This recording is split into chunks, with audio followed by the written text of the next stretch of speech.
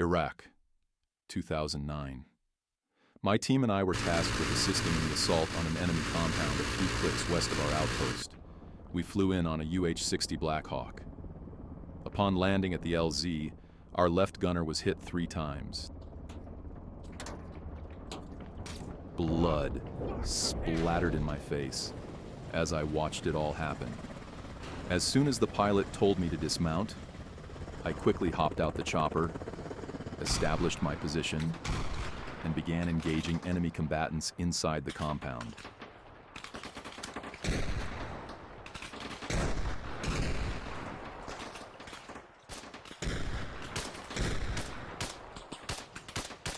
As bullets and RPGs landed around me, one of the fellow contractors ordered me to move with him to establish a better position of engagement. We moved east along the ridge as we continued to take enemy gunfire. I was able to set up my position behind a bush. Although it wasn't great for cover, it helped conceal my location. I continued engaging the enemy, dropping one before I had to reload my rifle. I continued fighting in that position for a few more minutes until I felt I had to move positions.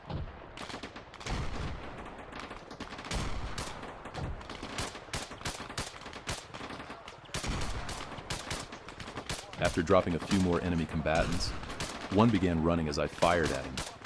He ran to what looked like 20 or plus more enemy combatants, running out to join their friends in the fight. I was glad I brought my extra magazines. I knew a team of SEALs were ordered to flank the compound from the southeast. I was just wondering how much longer it would take for them to drop at their LZ. A hit on an enemy's S-vest always helps remind me why it's worth waiting sometimes. If you're lucky, the explosion will drop some of his buddies around him.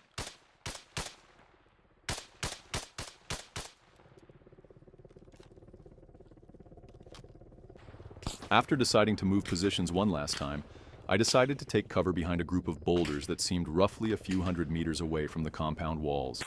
I decided to get on a more elevated position atop of the boulders, giving me a better view within the compound.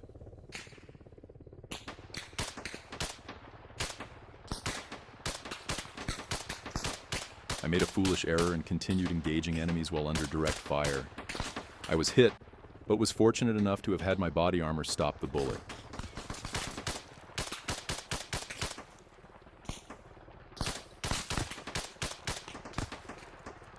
I repositioned myself on the left side of the biggest boulder and continued engaging inside the compound. Another hit on an enemy's S-vest made me smile. Suddenly, the commander of the SEAL team radioed that they were in the process of clearing and taking the compound.